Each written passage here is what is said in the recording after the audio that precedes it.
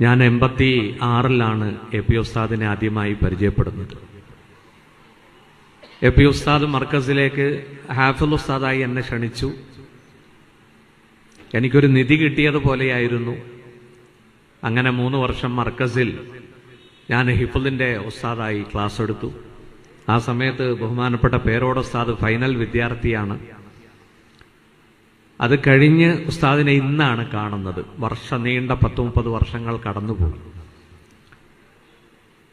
കാഞ്ഞങ്ങാട് ഒരു വാളിന് പ്രസംഗിച്ചു കൊണ്ടിരിക്കുമ്പോൾ ഖലീൽ തങ്ങളാണ് ദുആ ചെയ്യേണ്ടത്. തങ്ങൾ ഇടയ്ക്ക് വന്നു. ഞാൻ പ്രസംഗം നിർത്തി. തങ്ങൾ ദുആ ചെയ്തു. പോകുമ്പോൾ എൻ്റെ ചെവിയിലൊരു കാര്യം പറഞ്ഞു, മഅദിനിൽ വരണം. ഞാൻ മഅദിനിൽ ചെന്നു.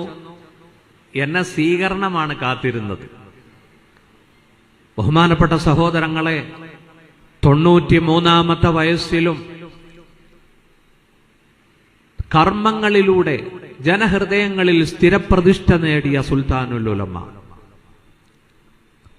ആ പ്രകാശിക്കുന്ന മുഖം കാണുമ്പോൾ